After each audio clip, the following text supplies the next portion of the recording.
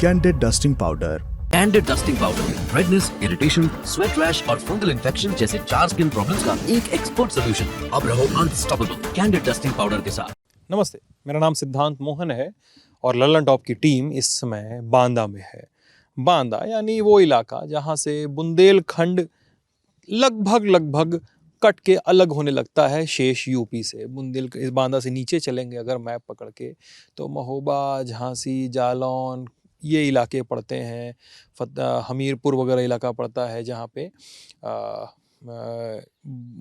बुंदेलखंड का कंसोलिडेशन है। लेकिन बांदा में आने पे हमें भूरागढ़ दुर्ग के बारे में जानकारी मिली और पता चला कि जो पेशवाई थी और मस्तानी, बाजीराव मस्तानी वाली मस्तानी जिसकी कहानी बहुत फेमस है, मूवी भी बनी हुई है, और 1857 की क्रांति, इन सब का बीज बुंदेलखंड के जिस इलाके में पड़ना शुरू होता है वो बांदा है। बांदा और भी चीज़ों के लिए मशहूर है, जैसे बांदा के खनन की वजह से काफ़ी चर्चा में रहता है। मोरंग यहाँ से निकाला जाता है, केन नदी से मोरंग निकाला जाता है। आसपास के इलाकों में छोटी मोटी पहाड़ियाँ हैं तो वहाँ पे भी क्रशर चलाए जाते हैं। महोबा से और फतेहपुर से लगी जो बाउंड्रीज है वहाँ पर, और चित्रकूट में तो खासकर चित्रकूट तो लोकसभा का ही नाम है, तो चित्रकूट में खासकर पहाड़ तोड़ के वहाँ से पत्थर निकाले जाते हैं। अब लेकिन इस पूरी कहानी को, जिसको मैंने बहुत छिछले तरीके से और बहुत टूटे टूटे तरीके से बताया है, इसको एक लिंक में जोड़ने की कोशिश करेंगे। हमारे साथ केशव तिवारी हैं। केशव तिवारी बांदा में रहते हैं, लेखक हैं, कवि हैं और हिंदी के साहित्य में जाना पहचाना नाम है। और बांदा के बारे में, बांदा की कहानियाँ वो एक सांस में बता सकते हैं, ऐसे हमने किस्से सुने हुए हैं। केशव जी, बात करने के लिए बहुत बहुत शुक्रिया। हाँ जी, धन्यवाद आपका। ये बताइए कि पहले तो नाम बांदा कैसे नाम पड़ता है? बड़ा अजीब सा नाम है। जी, एक्चुअली अभी ये ढक लिया है, इधर से आपको नहीं दिखेगा। एक पहाड़ी है, तो वो पहाड़ी बम्बेश्वर कहलाती है। बम्बेश्वर और लोग की भाषा में बिगड़ता है तो बम्बेश्वर है, और वो वामदेश्वर ऋषि के नाम पर है। उनका एक मंदिर भी है और शिव जी का मंदिर है, तो वो वामदेश्वर के नाम से ये फिर बांदा शब्द बिगड़ते बिगड़ते आया, तो वामदेश्वर ऋषि के नाम पे बांदा पड़ा। ठीक है जी। अभी जहाँ हम लोग बैठे हैं ये है नटवीर बलि स्थल। हाँ, नटवीर समाधि। हाँ, नटवीर की समाधि है। अब बताइए हमको कि हाँ, बांदा की हाँ, 1857 हाँ, और फिर पेशवाई, हाँ, बाजीराव हाँ, की हाँ, मस्तानी हाँ, के बच्चों हाँ, और हाँ, तमाम चीज़ों से हाँ, हाँ, कहानियाँ कहाँ तक अब तक आती हैं, हाँ, प्लीज़ बताइए। हाँ, हाँ। हुआ ये कि ये कहानी शुरू होती है पूना से। तो पेशवा और बाजीराव के विवाह की कहानी तो बहुत से लोग जानते हैं, सिनेमा वनेमा भी बन चुकी उसके ऊपर। तो हुआ ये था, मैं थोड़ा ब्रीफ में आपको बता दूं संक्षेप में। पास में ही एक जगह है बेलाताल। हाँ, वो जैतपुर पहले कहलाती थी। तो वहाँ पर पेशवा को महमूद बंगस ने घेर लिया। महमूद बंगस उसमें कड़ा का किलेदार था, शक्ति का केंद्र कड़ा था उस समय। कड़ा कहाँ पड़ता है ये कड़ा पड़ता है सिराथू के पास, है सिराथू मोड़ के पास, जहाँ पर जलालुद्दीन का गला अलाउद्दीन ने गंगा जी के बीच में काट लिया था, और वहीं पर ये वह स्थान कड़ा कहलाता है। अच्छा। और कड़ा जो है संत मलुकदास की गद्दी भी है। अच्छा। तो उसके लिए भी प्रसिद्ध है वो जगह। तो उस बंगस ने जब यहाँ घेर लिया तो छत्रसाल उसमें 80 वर्ष के हो गए थे। अच्छा। और छत्रसाल बहुत अच्छे कवि थे, तो उन्होंने पेशवा को एक पत्र भिजवाया कि जो गति ग्राह गजेंद्र की सो गति भई है आज, और बाजी जात बुंदेल की बाजी राखो आज। मतलब इसका जिस तरह से मगर ने पैर पकड़ लिया था हाथी का, तो कृष्ण जी ने दौड़ कर, एक मिथ है उसको उसकी निकाला था, बोले उसी तरह से मेरा पैर भी मगर ने पकड़ लिया है, और इस बुंदेल की बाजी जा रही है, बाजी जा रही है, ए बाजीराव पेशवा मेरी मदद करो। तो ये बाजी दो अर्थों में उपयोग हुआ। तो 3 दिन के अंदर बाजीराव पेशवा बहुत फास्ट मोबाइल वॉरियर थे, तो तेजी से चलने वाले, और सब जानते हैं उनके बारे में, भारतीय नेपोलियन थे, कोई युद्ध नहीं हारे, अंततः खरगोन में लू से खत्म हुई है। तो बाजीराव यहाँ पर आए और महमूद बंगस को हराया। महमूद बंगस को हराने के बाद छत्रसाल जी की उपपत्नी कह लीजिए, वो ज़्यादा बेहतर है। तो उपपत्नी जो थी, उनकी पत्नी, उनकी जो लड़की थी वो मस्तानी थी। अच्छा। तो जब ये जीत गए तो बाजीराव के 2 बेटे थे, जगत शाह और हृदय शाह। अच्छा। 1/3 जमीन इन्होंने अपना स्टेट का बाजीराव को, पेशवा को दे दिया। सॉरी, छत्रसाल के 2 बेटे थे, हृदय शाह, और जगत शाह। तीसरा बेटा इन्होंने बाजीराव पेशवा को माना और बाजीराव पेशवा को अपनी 1/3 संपत्ति, 1/3 जमीन पूरी बुंदेलखंड की दे दिया। ठीक है। और धुबेला महल में मस्तानी के साथ उनका विवाह कर दिया। धुबेला महल कहाँ पड़ता है ये? ये धुबेला छतरपुर और इसके मऊसानिया है, मऊसानिया के पास पड़ेगा, नौगांव और छतरपुर के बीच में है। अच्छा। हाँ, मऊसानिया एक जगह है, धुबेला वहीं पर महल अभी बना है। और उस महल का उस महल का निर्माण जो है, जो उसका उद्घाटन है, वो नेहरू जी ने किया था। अच्छा जी। तो धुबेला में ही उनका विवाह हुआ मस्तानी के साथ, बाजीराव जी का। फिर वो यहाँ से गए और आगे का हिस्ट्री तो फिर आप जानते हैं। अब नवाब से पूछेंगे कैसे ये मामला जुड़ता है। बांदा नवाब, तो बांदा नवाब अगर जहाँ तक मेरा अपना वो है, शायद ये तीसरी पीढ़ी के उनके पोते थे मस्तानी के। तो जो पहले नवाब, जब बाजीराव मस्तानी और इनके पेशवा से जो पहला पुत्र हुआ, उसका नाम कृष्ण रखा गया। मस्तानी और बाजीराव का पहला बेटा कृष्ण था। कृष्ण, लेकिन उसको पंडितों ने, और वहाँ पर चूंकि चित्पावन पंडित बहुत ज़्यादा हार्ड एंड फास्ट हुआ करते थे, अपने कन्विक्शन थे, कन्विक्शन बहुत हार्ड थे, तो उन्होंने नहीं स्वीकारा उसको। तो पेशवा को बड़ी परेशानी उठानी पड़ी उसकी वजह से। और मस्तानी भी, मतलब वो वहाँ के अलग तरह से, जैसे किसी को कहिए डिथ्रोन कर दिया और अपमानित कर दिया इतने बड़े उसको, तो वो सब मसला वहाँ का था। इसके बाद ही ये हुआ कि जब उसका नाम वो नहीं स्वीकारा गया, तो फिर उसने मुस्लिम नाम रखा उसके लड़के। लेकिन वो पहला लड़का जीवाजीराव सिंधिया के साथ पानीपत में मारा गया, जो जिसका नाम कृष्ण रखा गया था। कृष्ण रखा गया था। तो वो वहाँ पर मारा गया। फिर उसकी जो संतान थी, वो धीरे धीरे मूव होके ये इंदौर आ गए। अच्छा। इंदौर आने के बाद यहाँ से फिर ये हुआ कि चूँकि ये मराठों का ही पूरा उस बेल्ट था उस समय, तो वो उनको धीरे धीरे उनको पता लगा या स्पेस हुआ। तो बांदा उस समय 3 हिस्सों में था, भवानीपुरवा, लड़ाकापुरवा और बांदा। अच्छा। तो जो बांदा का हिस्सा था, वो हिस्सा उनको मिल गया, नवाब को। तो बांदा से मस्तानी का रिश्ता यही जुड़ता है कि उनका पोता यहाँ का नवाब बना और उसने फिर 1857 की गदर को लीड किया। यहाँ पर वीर कुंवर सिंह भी आए। अच्छा। हाँ, 1857 की गदर में वीर कुंवर सिंह भी यहाँ आए।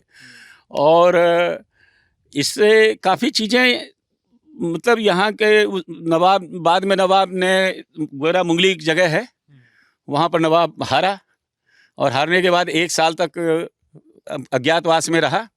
फिर इंदौर में उसने सरेंडर किया। तो सरेंडर की शर्त ये थी कि वो बांदा नहीं आएगा फिर। तो उनके बाद की जनरेशन वाले बांदा आते रहे और उनको पेंशन बांध दी गई। तो इंदौर में भी बांदा हाउस है, जहाँ उनके लोग, उनके जुड़े हुए लोग उनसे वहाँ रहते हैं। तो मूलतः ये सब रहा यहाँ का। अब ये जो दुर्ग है जिसको आप देख रहे हैं, भूरागढ़, हाँ, भूरागढ़ का दुर्ग, ये बड़ा ऐतिहासिक दुर्ग है। अच्छा। और ये बड़ी विपन्नावस्था में था समय में, लेकिन कुछ अंदर की तरफ सरकार ने कुछ काम वाम कराया है। अच्छा। तो यह दुर्ग, ये चंदेलकालीन दुर्ग है। अच्छा। और इस दुर्ग में 1857 में गजेटियर में तो 47 लोग को कहते हैं फांसी हुई है। हाँ। लेकिन और लोग बताते हैं कि बहुत संख्या में, मतलब और इतिहासकार बताते हैं बहुत संख्या में फांसी हुई। कितनी संख्या हो सकती है लगभग? लोग बोलते हैं कि ये 100-200 के ऊपर एक साथ ला करके फांसी यहाँ चढ़ा दिया था। किसको दिया गया था फांसी पे? ये आज़ादी के सिपाहियों को, जो नवाब के साथ लड़े और बाद में नवाब हारा। हाँ। तो वो जो पकड़े गए 1857 के सिपाही, उसमें एक नाम बड़ा उल्लेखनीय है, वो है अर्जुन सिंह नोने का। अर्जुन सिंह नोने का कुलपहाड़ के पास एक छोटा सा एक जगह है, मैं उसका नाम, मैं भी नाम मुझे याद नहीं आ रहा है, वहाँ स्कूल चलता है, सुंगरा। तो वहाँ के रहने वाले थे वो, और वो बड़े फाइटर थे। उनके बारे में कहा जाता है कि उनकी माँ ने शेर को जन्म दिया है। अच्छा। तो अर्जुन सिंह नोने को भी यहीं फांसी हुई, इसी दुर्ग में। संभाल के लाते थे, हाँ। अगर युद्ध में पकड़े गए और लाके यहाँ पे और फांसी लाके देते। यहाँ पर फांसी दे दिया। तो एक स्मारक बना है अंदर, वहाँ थोड़ा गांव वालों ने बड़ी गंदगी करके रखी हुई है, अब सब देख रहे हैं कि उतनी नहीं है शासन के द्वारा। तो वहाँ पर 1857 में ये दुर्ग इस बात की गवाह है, जितना आप देख रहे हैं कि इसमें बहुत लोगों को फांसी हुई और तरह तरह की यंत्रणाएँ भी दी गई। अच्छा, ये जो नदी का पूरा बेल्ट आप देख रहे हैं, केन नदी का, हम नटवीर पर आ जाएं तो ये केन नदी का जो पूरा ये बेल्ट है, ये गोंड जनजाति और नट जनजातियों की यहाँ बहुत बड़ी बस्ती थी। इस पूरे नदी के किनारे आगे इस तरफ तक, मध्य प्रदेश तक। तो जब 1857 का युद्ध हुआ तो नट जनजातियों ने, अब गोंडों का भी रहा होगा लेकिन उनमें से कोई एक ऐसा आदमी उभर के नहीं नाम है, तो नट जनजातियों ने खुल के उस युद्ध में नवाब का साथ दिया। अच्छा, अब ये आप जो देख रहे हैं ये स्थान, ये नटवीर की समाधि है। इनके बारे में दो बातें हैं। इतिहासगत सत्य ये है कि ये लड़ते हुए ऊपर की प्राचीर, पास में ही प्राचीर है, आपको दिख रहा है, हाँ, किले की दीवार है ऊपर, यहाँ से गिर के ये शहीद हो गए। लड़ते लड़ते वहां से गिर गए, लड़ते लड़ते गिर गए, बहुत बहादुरी से लड़े। एक थ्योरी ये है, इतिहास जो अभी तक बताता है कि नटवीर समाधि। दूसरी एक चीज ये, गांव में जो लोग में एक्चुअली अक्सर रोमांटाइज कर देते हैं ना चीज़ों को, आप जान रहे होंगे कि उनको हीरो पसंद है, लवर टाइप हीरो पसंद है, मतलब जो योद्धा हो वो बहुत भयानक प्रेमी भी हो, वो कुछ उस तरह का मामला आप सब समझ रहे हैं, एक मिक्स्ड तरह का कैरेक्टर जो है। तो उसमें ये यहाँ पर एक जो लोगों के अंदर है, खासकर मिथ है जो लोगों में है, ये वाला तो बहुत कम में है जो शहीद वाला है। इतिहास की किताब में ये है, ये कहा गया कि नट जो है राजा की लड़की के प्रेम में पड़ गए। जो यहाँ का राजा था, नट उसकी लड़की के प्रेम में पड़ गए। तो राजा ने एक शर्त रखी कि अगर तुम वहाँ से बम्बेश्वर पहाड़ जो यहाँ से नहीं दिख रहा है, ढक गया है, वहाँ से यहाँ तक रस्सी बांध के अगर तुम रस्सी पर चल के आ जाओगे तो तुमको हम लड़की से ब्याह देंगे अपनी। कितना दूरी होगा लगभग वो? ये काफ़ी दूर है, नदी के उस पार नहीं, ये तो बंद हो गया। हाँ, तो नदी से बहुत दूर है, एक आधा किलोमीटर करीब होगा। तो वहाँ से यहाँ एक रस्सी बांधी गई, और रस्सी बांधने में ये हुआ कि एक और उसके साथ जुड़ी हुई अंतर्कथाएं हैं, लोग, बहुत मज़ेदार चीज़ है, कहाँ से कहाँ गढ़ता रहता है। बताइए। तो उसमें ये हुआ कि नट जो है वो बहादुर ही नहीं था, वो बहुत बड़ा तंत्र मंत्र करने वाला भी था। अच्छा। तो उसने क्या किया कि हर तरह के हथियारों की धार बांध दी कि राजा कहीं मेरे साथ गड़बड़ ना कर दे, रस्सी न काट दे, तलवार बांध दिया, कुल्हाड़ी बांध दिया, जिससे भी जो चमड़े का काम, चर्मकार जो चमड़े का काम करते थे, तो उनकी एक रापी होती है जिससे चमड़ा छीलते हैं, जो हाथ में लेते हैं, छीलते हैं। तो वो नट जो है वो रापी की धार बांधने में चूक गया। अच्छा। तो राजा ने जब सबसे बुलाया कि सब कोई आओ इसको काटो, तो सबने काटा, नहीं कट रहा था। तो फिर राजा ने उस चर्मकार को बुलाया जो चमड़े का काम करते हैं कि आओ, तो उसने रापी से काट दिया। अच्छा। तो रापी से काटा तो नट यहाँ गिर के शहीद हो गया। फिर एक कहानी और जोड़ते हैं कि राजा की राजकुमारी भी जो है वो भी कूद के शहीद हो गई।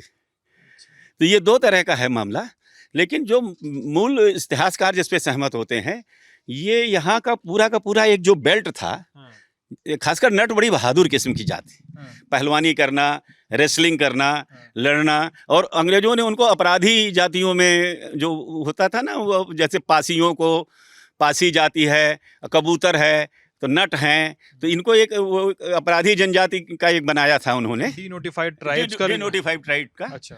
तो उस ट्राइब में इनको डाल के रखा था। तो यहाँ ये है ये मामला पूरा। अच्छा, एक चीज़ और भी है इसके साथ में भी जुड़ी हुई कि कई जगह पे पता नहीं था गालिब भी बांधा है। अच्छा। जब वो पेंशन लेने जा रहे थे, तो यहाँ पर ये एक जगह चिल्ला घाट है। अच्छा। तो कितना दूर है यहाँ से? यहाँ से 30-35 क्यों 35 किलोमीटर एक चिल्ला घाट है। तो वहाँ पर वो रुके, नवाब बांदा के मुंशी से उनकी कोई रिश्तेदारी थी। फिर वो ऊंट गाड़ी से यहाँ आए, वहाँ पर चिल्ला और जमुना मिलती है, तो ऊंट गाड़ी से यहाँ पर आए और फिर 2 महीने यहाँ रहे, 3 महीने, कुछ पैसे वैसे लिया मुंशी से, फिर कदौरा चले गए। तो कदौरा में तो लंबा रहे, तो कदौरा में 5-6 महीने रहे नवाब कदौरा के पास। फिर वो यहाँ से प्रयाग और बनारस होते हुए, जब बनारस में उन्होंने बनारस के बारे में बड़े अच्छे शेर कहे, बनारस की सुबह पर, सब आप तो बनारस के हैं, आपको पता ही होगा, बनारस प्रवास था उनका। जी। तो यहीं से वो बनारस के लिए गए। तो ये सब जुड़ी हुई है। बांदा की कहानी। ये बांदा की कहानी है। और केदार के बिना तो बांदा का जिक्र ही नहीं हो सकता। कवि केदार जो है, तो केन जो है, केदार की केन है। जब तक वो चलते फिरते थे, आते थे यहाँ, फिर बाद में स्टेशन हो गए, भाई वो उस तरह की तकलीफ थी। तो ये कुल मिला के, और यहाँ मूलतः सिंचाई की समस्या है। अभी भी यहाँ से पानी की कितनी दिक्कत है? पानी की बहुत ज़्यादा दिक्कत है। पानी दिक्कत अभी बनी हुई हाँ, है। एशिया की सबसे बड़ी जल प्रदाय योजना पाठा में थी, वो सब फेल हो गई। वहाँ पे भी पानी का है मामला। वो भी हम देखते हैं, कुछ गाँवों में जाएंगे एक बार, जी, हम जी, लोग चलते हैं। एक बार ट्राई करते हैं कुछ जी। गाँवों में ट्रेस आउट करने की जी। प्रॉब्लम। तो ये थी बांदा की कहानी, बांदा का एक छोटा सा सिरा। कई सारी जगहों पे, कई सारी श्रुतियों पे, कई सारे अभिलेखों के आधार पे कई सारी कहानियाँ कही जाती हैं, ये भी उनमें से एक है। हर कहानी अपनी सत्यता को की पुष्टि का दावा करती है। ये वैसी ही कहानी है जो अपनी पुष्टि का दावा करती है। आप ललन टॉप के साथ बने रहिएगा, हम भी बने रहेंगे। कैमरे और एडिट पे हैं विजय, मैं हूँ सिद्धांत। बहुत बहुत शुक्रिया।